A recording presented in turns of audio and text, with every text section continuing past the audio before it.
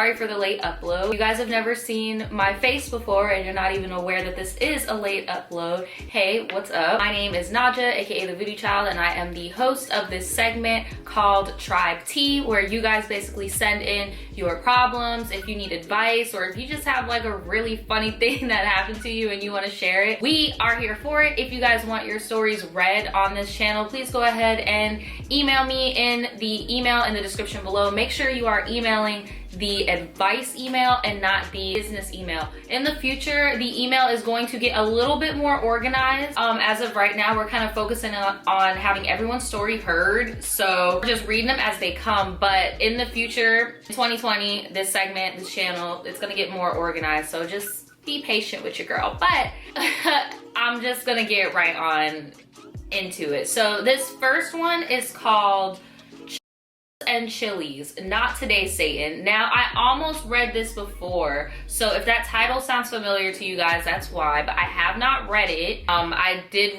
look at the title and then I was like, oh, that's a little too long, but I'm gonna read it now. So let's get into it. I hope you're doing good and you're having good vibes. Well, I'm having okay vibes today, girl. I'm feeling way better than I did yesterday, so thank you. My name is Beth, and I sent you a story about my ex-baby daddy getting shot in both of his arms. I think I remember that. Let me know if you guys remember that. I think I remember that. LOL, I'm not sure if you read it. I know it was hella long with that and it didn't even pertain to the story. Just love to hear you talk. But I wanted to send in another story about something crazy that happened when I was 15, but I am 26 now.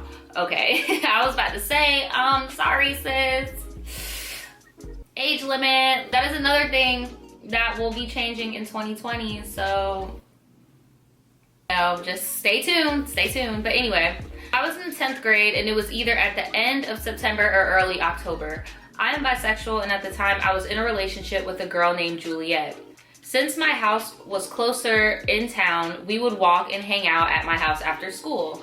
So one day we decided to walk to the state park just to chill, which is about a 45-minute walk away. Damn, why were y'all walking? Jesus. While we were there, I noticed a guy that was hanging by his car and he kept staring at us. He gave me bad vibes and my gut was telling me not to mess with him. But at the time in my life, I rarely listened to my gut. Girl, I know you did not just walk up to this stranger. So we were chilling with some friends for a while and I was trying to lock down a ride to my place when this dude walked up to us. I'm gonna call him Fuckery James. So Fuckery went straight to Juliet and asked if her name was Juliet. I was taken aback and so was she because we did not know him. She said yes and he asked if her brother was Nate. Nate was her older brother who was in college at the time. So knowing her brother eased her, but it still seemed off to me. So basically what she's saying is the fact that this dude knew who the girl's brother was made the girl feel more comfortable, but she was a little bit on edge still. They were chatting about random stuff and he started asking her about her favorite color, animals, and what food she likes, what college she wants to go to, like random. Now looking back, it's questions you ask when you're getting to know someone. So I went and talked to one of my friends that offered to give us a ride back to my place. When I told Juliet, she said that Fuckery James offered to take us back to my house and take us out to eat at Chili's. Once again, my gut said no, but my dumb self was like, sure, let's go. We didn't have a Chili's in my town and had to go to the next town 30 minutes away. That would have been a red flag for me though, because I would have been like, if it's like driving further away from my house, like, well, for one, girl, I would not get into that car. And I'm pretty sure you're, as a 26-year-old now, you know that that was like a foolish decision. But I'm just saying, like, if I did make that foolish decision, or if anybody makes that foolish decision, I would hope you would think like, okay, we're driving away from my house, like, hold the fuck up. I sat in the back and Juliet sat in the front, and the entire way there, they talked. I felt like I was a third wheel on a date. He focused all his attention on her and Juliet kept trying to get me into the conversation, but Fuckery James kept steering the convo back to her, which I didn't mind.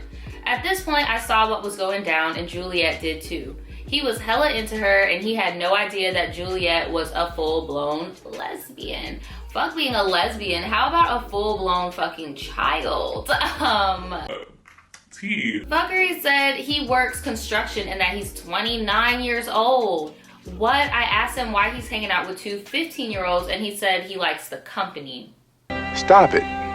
Get some help. Boy, boy, if you don't go and get a fucking kitten or a puppy, like...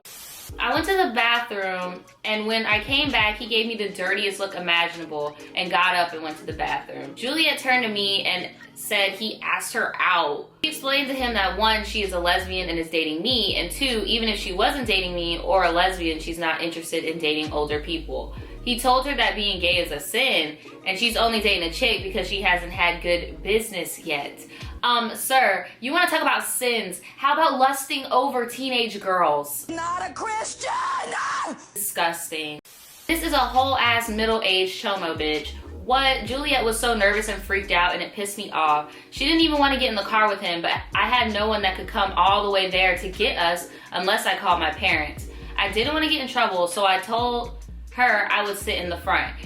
Look, y'all, if you are ever in that situation, because I'm aware I do have some teenagers that watch me, if you're ever in that situation, please call your parents. Yes, they may be upset with you. Yes, they may be mad at you. Yes, they may yell at you, but you know what? Your parents are going to be so happy that you are in their presence so that they can yell at you instead of crying over a missing poster. Like, trust me, guys. I know you think you're going to get in trouble and all this stuff, but it's way worth that than causing your parents like the ultimate pain and then you the ultimate sacrifice of either human trafficking or death. Like, you don't know. You get what I'm saying? So Juliet called her brother and asked about fuckery, and he said he doesn't know anyone with that name. Fuckery has a real unique name and it isn't common. It scared us because we didn't know who he was, and he lied that he was her friend's brother. Red flags. Girl, this is not even a red flag. This is the, you know, the outcome of what we thought was going on. The red flags were all before this. I looked over and I saw him standing at the bar talking to the bartender. This dude had 2 drinks, and when the bartender turned away, I saw this mofo put something in the drinks. I told Juliet that no matter what, do not drink anything. He came back with the drinks and said he bought them for us to have fun. We both declined, but he insisted. I told him that my mom called and said she's coming in 40 minutes to pick us up from the library and that we better be there, so we had to go. Once again, if looks could kill, he would have killed me 50 times over. You can look at him and tell he was just beyond pissed, and I almost took whatever punishment was gonna come my way and called one of my parents. I'm trying to tell y'all, like, but I didn't. So we walked out to his car and said I was going to sit in the front, trying to make a game out of it, and he blocked me and guided Juliet into the car. So I got in the back. He started making his way back to our town, but he kept trying to make random turns. Like he wanted to turn off the main road that would take you into town, and I had to keep asking why he wasn't trying to turn. I texted my best friend Lexi and asked if she could call me pretending to be my mom. That's also a really good technique. She called, and the entire time fuckery kept glaring at me in the mirror. We were at a stoplight and he looked at me and asked for my address. I was taken aback and asked why. He said he was gonna drop me off at my house and take Juliet home. Who? No, sir. No, sir. No, sir. No, sir. No. Like, I am really hoping at the end of this, y'all give a description to the police, because this is a very dangerous individual. Like, what? What? I told him that my mom was out and that she was picking us both up from the library, because that's where we said we will be. He pulled up in front of the library and I opened the door, but I didn't get out because he was just trying to convince Juliet to let him take her home. I had a feeling that I was gonna step out and then he was just gonna pull off with her in the car. That's what I was thinking too. Like, he looks back at me and said I could get out. I told Juliet, let's go, and when she stepped out, I got out. I wanted to be a whole bitch, so I turned back and said, it was nice getting to know a you blankety blank blankety blank blank blank who lied about knowing Nate. How do you know Jules, by the way? This dude looked at me and sped off, almost causing 2 accidents. We walked to my house and I ended up telling my parents about what happened a few weeks later, and yes, I got in trouble and was grounded for 2 weeks, but we never heard from the guy again. This is a lesson to all tribe members, young and old, because this shit could have went south. From the age of 13 to 20, I thought nothing bad could ever happen to me and I was untouchable, but becoming a parent has showed me a lot and I'm no longer a reckless asshole. Have a good day and rest of the week, and I love you, tribe. Well, girl, we love you too. We are so glad that you are safe and that you were able to live to see the age of 26 and that you were able to be a mom, you know, and you and your girlfriend did not succumb to that guy. Guys, if this ever happens to you, please make sure that you file a police report. Please make sure that you tell your parents and the police. Even if you're an adult, please make sure that you at least tell the police, because if look, if there's a predator on the loose, like, you could be saving people's lives, because that was scary. He was very, very persistent, okay? Like, very persistent, girl. Has anything similar like that ever happened to you guys? Like, let me know. Sorry, that's the FedEx truck, girl. I'm sorry. Let me know in the comments below if anything similar has ever happened to you, and what did you do? Did you call the police? Or did you just tell your parents, like, what happened? Let me know in the comments below. I'm very, very interested, girl, like, because that is crazy. Okay, so this next one is an update. I don't know if you guys remember this story, but I do, and it's basically called Ghosted 3 Times Within a Couple of Months. And this girl basically was on Tinder and like other dating sites and apps, and she was constantly getting ghosted, and she did not know why, and she wanted to know if it was her and all this stuff. So she's giving us an update, all right? She says, here is a refresher. I have been having a safe hot girl summer with mixed results, including a few more ghosts. The 4th guy I went out with disappeared under semi-mysterious circumstances, but tried to vaguely explain himself as having a medical condition. Then he decided to haunt me. That is so petty. Like, talking about you in the hospital or you got a medical condition to get out of dating somebody. Just say you don't want to talk to them. Like, grow a pair. Guy number 4 decided to text me on the morning of the 4th of July for no apparent reason. He explained that he disappeared because he was in a car accident and was recovering.